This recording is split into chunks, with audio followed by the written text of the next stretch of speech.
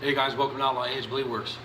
So the other day I did a question and answer video, and so today I'm doing the answer video. So I'm gonna answer some of your questions real quick. And I appreciate all the subs and the support and all that with my channel. It really means a lot. And the first question that I got was from Uper Digger 57, Steve. So why did you move to Minnesota, and is that tribal design on your axe? The reason I moved to Minnesota is I came back here to visit my dad, and I was going through a divorce, and I got back here and was checking it out, and I've always wanted to live in the Yukon or the territories, and I wanted to live in extreme cold weather. I love the cold, and so I got back here to visit my old man, and I just fell in love with the place. Northern Minnesota is beautiful. And so I went straight back home, got everything I owned in a U-Haul truck, and moved straight back here, like literally that day. It took me about 4 days to drive back here, and I've been here 3 years now, and I love it, absolutely love it. And I wanted to be able to take care of my old man because my dad and I, there was a spell there for a while we got in a big fight, and I didn't talk to my dad for 20 years, and I wanted to talk to him. I didn't want to see him pass away and, you know, not be able to forgive myself. And you know, I wanted to spend time with my old man, and he's crippled up really bad now, and he's in pretty bad shape. He doesn't get around too good and doesn't get to do too many things, so it makes me feel good that I get to go and hang out with him and, you know, help him pump up his tire on his truck, or get propane for him, or bring food over to him, or something like that. And I mean, it's my old man. You know, I'm glad that we're talking again and spending time together again, and it means a lot. The second part of your question, you were asking if that was tribal design on my axes. It's not tribal design, it's Norse or Scandinavian. My family is Scandinavian. They come over here from the old country, and my grandpa Jaila is, you know, he was on my dad's side, and I always study Scandinavian and Norse, you know, everything from religion to weapons to ships to the way they fought. And I always thought that was really fascinating. Vikings just really fascinated me. So the axes that you're looking at, anything that are on my axes like that, they're not tribal. They're actually Norse designs that are on there, and it has symbols for sun, water, fire, and, you know, that's what it is. I appreciate it, Steve. Thanks for watching, man.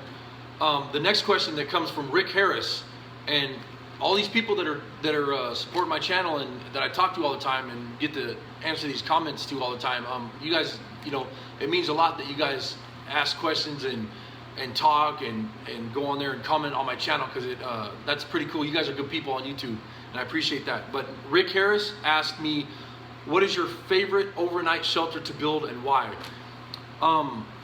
I would have to say a wiki up is probably my favorite, and the reason I like that is in the northern woods, and also in the Sierra Nevada, California mountains where I came from. You always have the brush that grows straight up, and you could just bend that stuff over like this and make that shape, and tie it with some natural materials, some natural cordage, and then you could put your, you know, like a debris shelter, you could put your debris over the top of all that, and that'd be my favorite style. And the reason I like that is you can get about 2 foot of debris on top of that, and have a little small door that you can crawl into, and you build your fire in front of that door. And some of them I've actually built big enough where you can put the fire on the inside, but that's not real safe with all the leaves and the debris and leaf litter. That I'd say that, yeah, a wiki up would have to be my favorite style shelter that I like to spend the night in. And I appreciate your comments and questions and all that. That was cool. The next question is from Stella P, and she's actually a new subscriber to my channel. She's been asking me a lot of questions and talking and commenting on my channel a lot, and that's pretty cool. I like that. So Stella P, what is your favorite brand hatchet out there?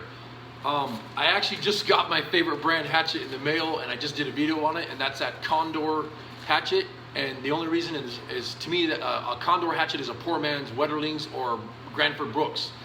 And if I had a chance to get another one, it would still be a Condor. If I had a chance to get a Wetterlings or a Granford Brooks, I'd try one of those out too. But I've used them in the past, and to me, they're no different than a Condor. And also Husqvarna makes a nice one that is kind of a copy of all three of those. But if I had to pick one, it would still be my Condor. I love my Condor hatchets and axes. Thanks for asking. And so sufficient survival. This is kind of a tricky question right here. Sufficient survival, and he's an awesome YouTuber. He's always commenting on my channels, and I really appreciate it, man. Thank you. He asked, what inspired you to do YouTube? That's a tricky one. I like to teach. I like to teach my skills, bushcraft survival. I was raised in a really heavy hot rod motorcycle world, but at the same time, I had a lot of outdoor experience with Boy Scouts, bushcrafting, survival. I'd get lost out in the woods when I was younger, and I had to self-teach. You know, a lot of it was self-taught. It was stuff that I was out there learning. And as far as I'm concerned, if you're out in the woods, that's the best way to learn. Get out there. I don't care how cold or hot or buggy it is. Get out there in the woods and learn. Do something and check it out. So what inspired me to do YouTube? I would say I like to teach people. Younger kids, you know, they always show enthusiasm, and older guys always show, and women always show enthusiasm. It seems like that middle crowd, they're kind of like know everything. So, but I got on YouTube one time, and I was watching some of the videos, and I was thinking it'd be pretty cool to be able to do some videos for myself, you know. And I was like, I don't want to be behind the camera, and I still don't like to be behind the camera. It takes a lot for me to get here where I can look at the camera. And I was gonna do a YouTube channel where I didn't show my face or, you know, my torso or nothing. I just wanted to talk and do some videos. And after I got out in the woods and I had the noise behind me and everything and started doing some videos, it didn't bother me.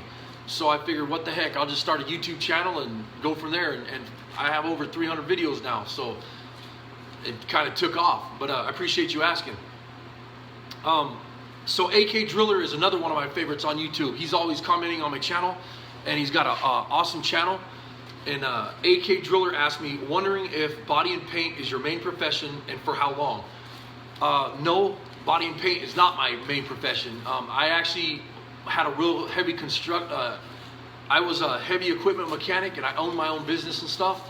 And I had not really a hot rod shop, but like a custom car motorcycle repair deal going on. And I did a lot of body work and paint and all that. And I actually don't work now. I'm on disability for schizophrenia. My head's all messed up, and there's days that I have real bad days. There's days that I have good days. And a lot of the times I'm stuck in the garage or I'm stuck in the house, and that really drives me nuts. But most of the time, if I have a good day, I'll go out in the woods and play around. But if I'm here stuck at the house and Heidi's watching me, making sure everything's fine, I'm in the garage playing around with my hot rod or my Harley or whatever, and just kind of goofing off. And so I was self-taught. I was self-taught to do bodywork and paint and chopping tops on cars and doing airbags and suicide doors and metal fabrication. And it was always fascinating to me to take these two hands and do something, you know, awesome, instead of sitting in front of a computer or a phone or a video game or watching TV all the time. I wanted to go out and do stuff all the time. I wanted to use my hands to do something. And I'm really heavy into metal fabrication. That's my favorite. I like to take, make car fenders and make hoods and make tops for cars and body panels and quarter panels. And I'll make the whole pieces on an English wheel and a plenishing hammer. And I have a stump that I made that I use to do a lot of forming of sheet metal. And then what I'll do when I'm done is I get the car all put together, and I'll sand it, primer it, paint it, and you know, get it in show condition again. So I hope I answered all your guys' questions, and I really appreciate your time and stopping by and asking the questions. And you guys, thanks a lot, and I appreciate all the subs and the support, and it means a lot to me, you guys. Thank you. Take care.